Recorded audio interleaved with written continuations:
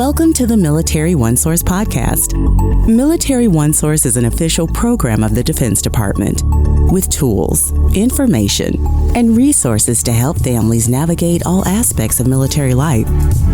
For more information, visit MilitariOneSource.mil. Welcome to the podcast. I'm Bruce Moody. We're going to talk about deployment today, and we're going to focus on the community of military spouses and how the power of that community can help a military spouse deal with the stresses and the challenges of life during a deployment. So let's bring in our guests.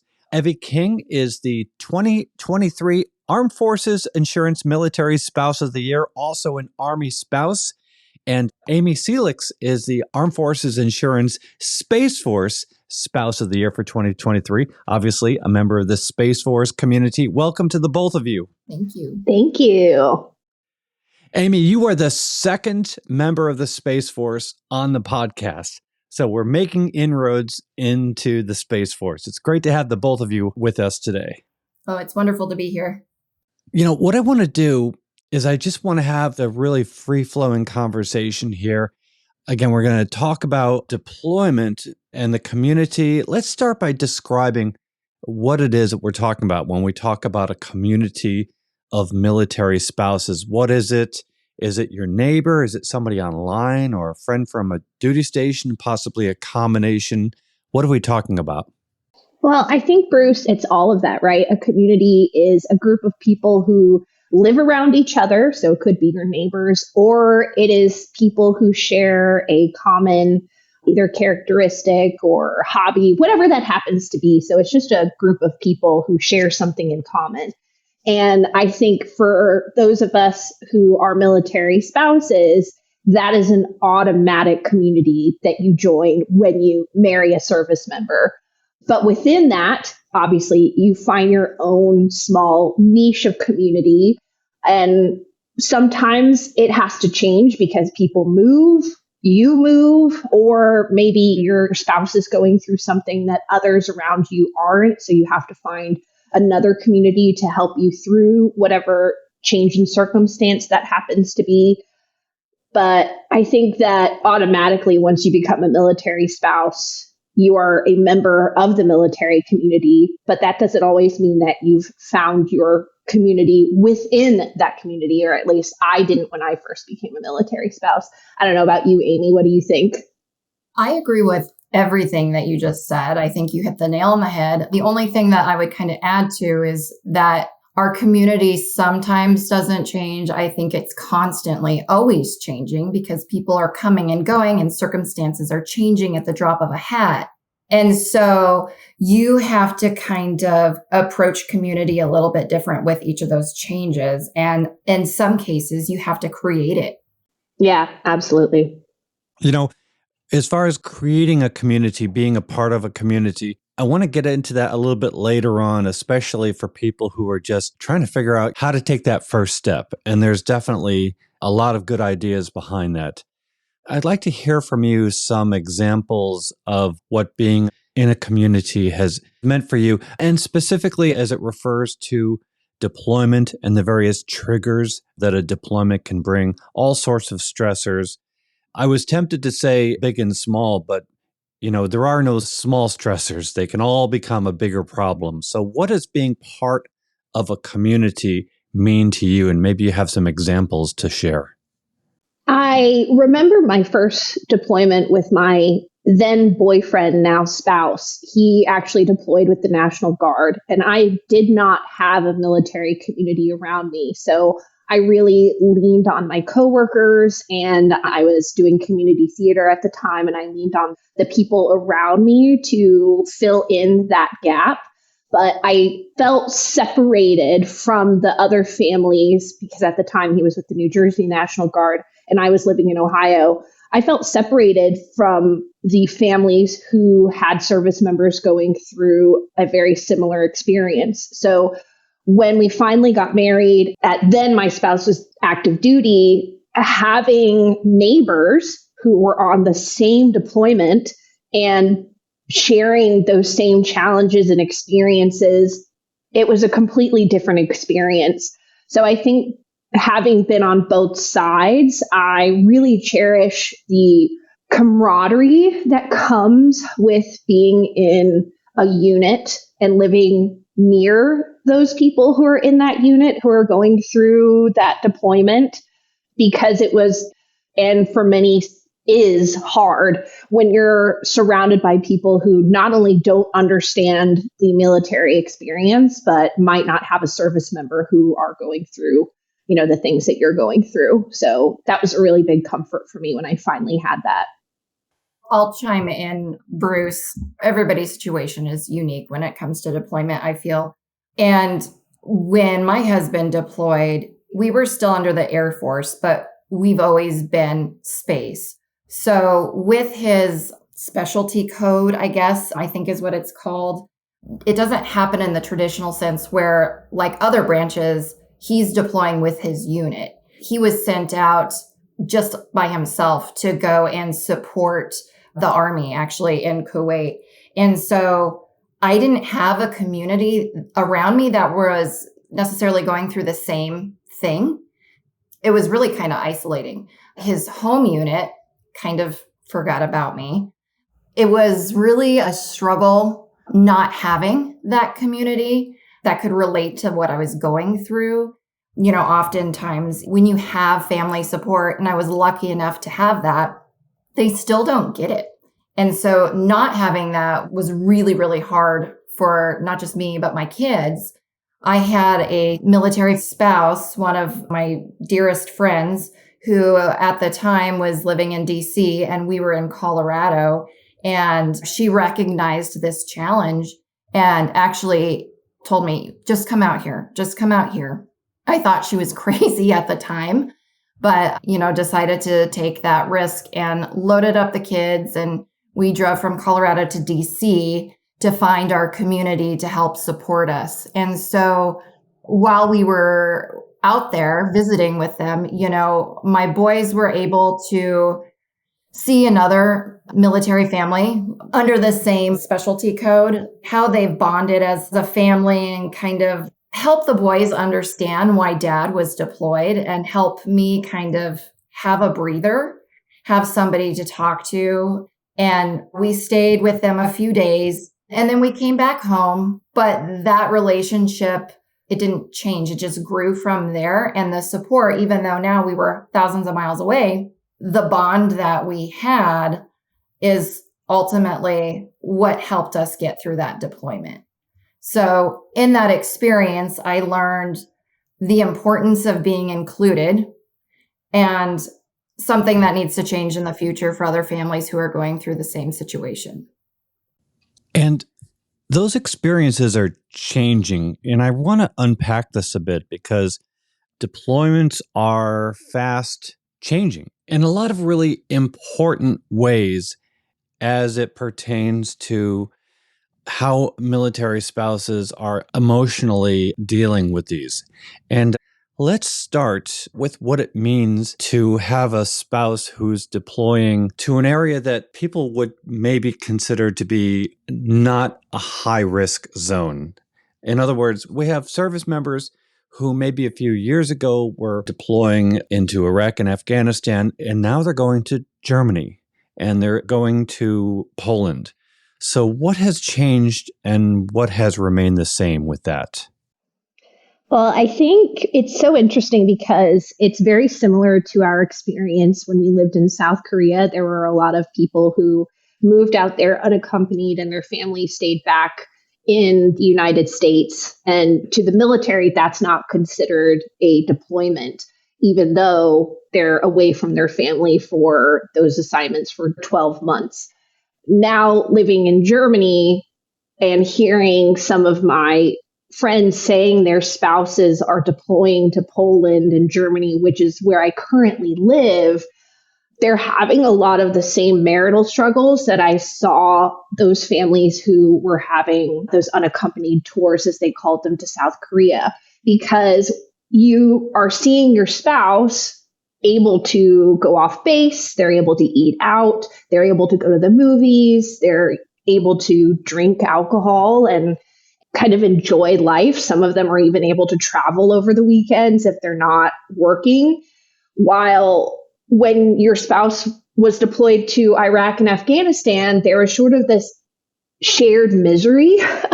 I don't know how else to say it. So the service member and the spouse, could kind of both say like, yeah, the situation sucks. But now, because there are more amenities and opportunities to live semi-normal life, even though you're not with your family, the experience is the same for the spouse back home, right? They're the ones holding down the home front. They're the ones taking care of children if they have children, and everything's kind of leaning on them.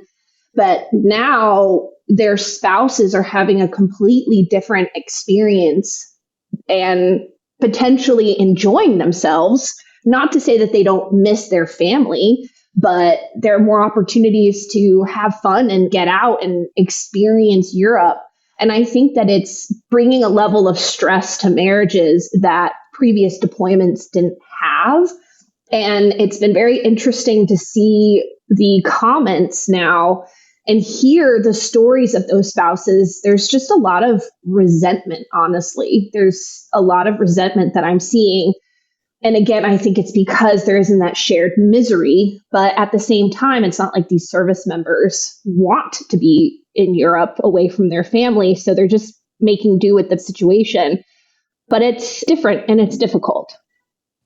So I think we're talking about a lot of it hasn't changed, and there is still the fact that your spouse is gone, that you're having to juggle life on your own, and that hasn't changed. And I think, Aimee, to what you were saying, this is where your community may go through some changes, where you do find people who have shared experiences or at least shared emotions, or perhaps nothing shared, but an openness to listen and to understand and to continue cycling through people until you can find those who can really nurture, perhaps. I mean, to really be there for you, to put it more plainly. But again, and maybe talk to this, because what the service member is experiencing is changing, but what the spouse back home is experiencing is quite the same. So yes, I will say it is the same, but it is a little different, because when we have some of our members who are in the Middle East, that in my mind looks scary. And I envision what that looks like as they have issued weapons, they have body armor, they're in the desert, they're not comfortable. But then we have the spouses who are deploying to the States.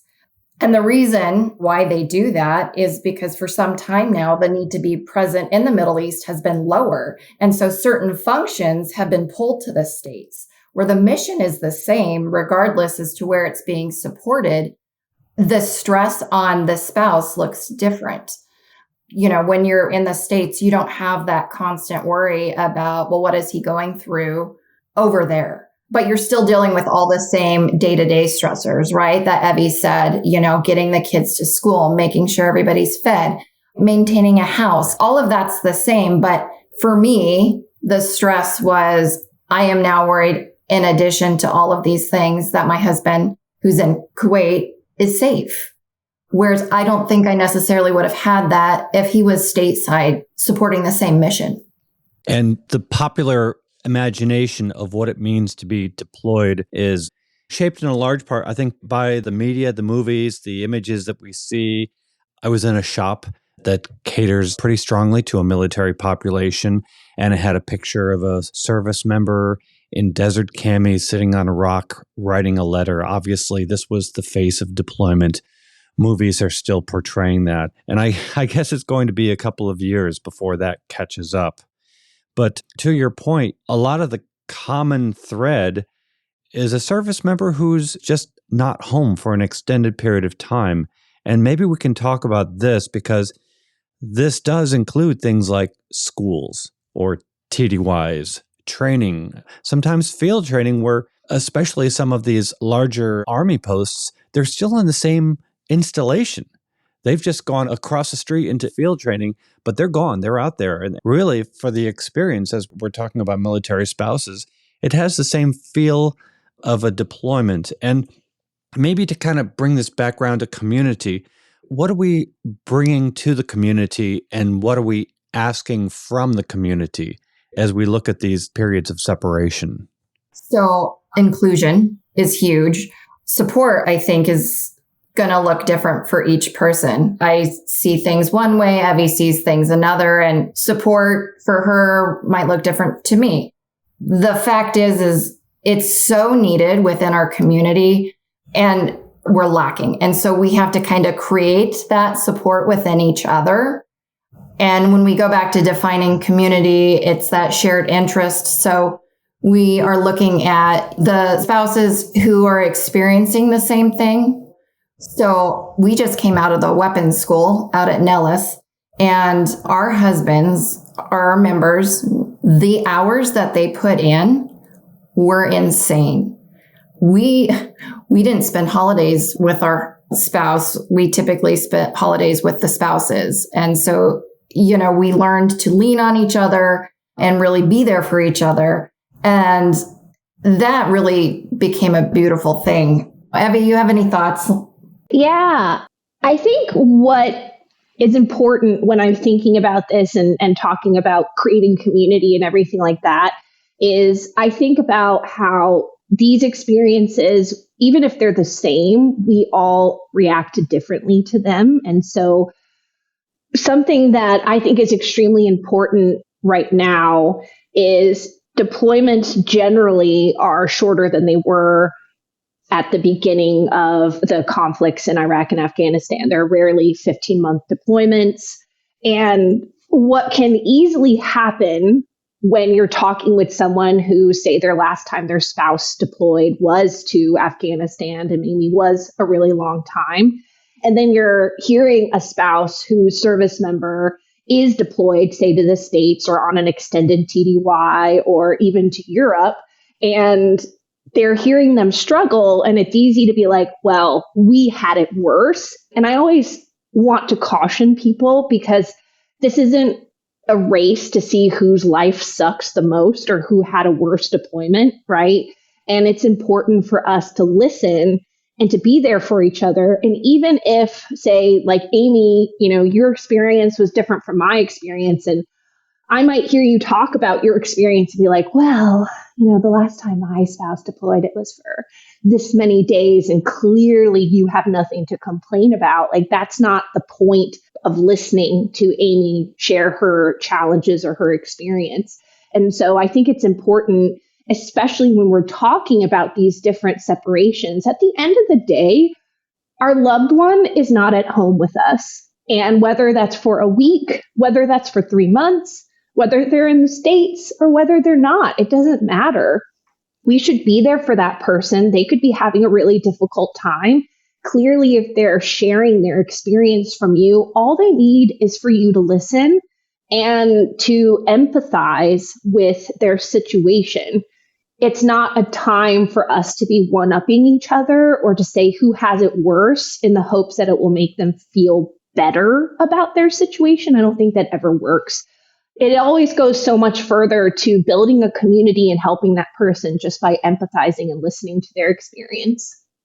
Let's talk about building a community from an individual level. And specifically, I want to talk about someone who, you say, oh, build a community. Well, I don't know who my community is. And maybe this person is not the most outgoing, feeling very isolated. Maybe they live off installation and they have a full house at home. They probably would benefit from being in a community. In fact, I would actually say it's a requirement. Aimee, you had mentioned before we started talking that maintaining connections with people is absolutely required for health and well-being. So explain the importance of being in a community in terms of how we talk to someone who is maybe brand new to the military, feeling isolated, feeling overwhelmed, and saying, I'm not in a community. What are the first steps that person should take? Well, reaching out, one, is huge. I had kind of talked to one of my friends last night about this, and she said, you are really good at reframing how you support people. And instead of saying, do you need to be supported? You're always kind of just saying, I am doing this, telling me when it's going to be convenient for you.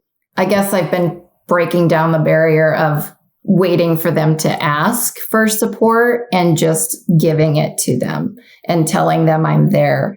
And most have responded really well to that. There's been a couple that are quiet or you don't necessarily get the feedback right away, but maintaining that consistency, over a period while their husbands are gone or away or they're going through a challenging time has always paid off. You just don't always get that feedback, but it's just a matter of leaving that door open for them. So if they need support during that time or years down the road, they know that they can approach you with it.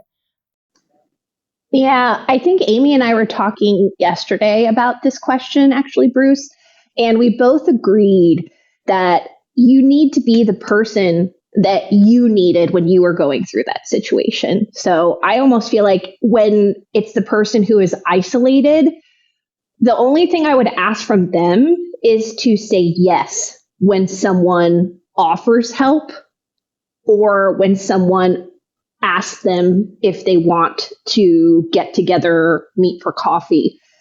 But really, I almost want to flip the onus not on the person who's feeling isolated, but on the community itself to open their doors and almost take that person's hand and bring them in, or at least say, hey, you're welcome.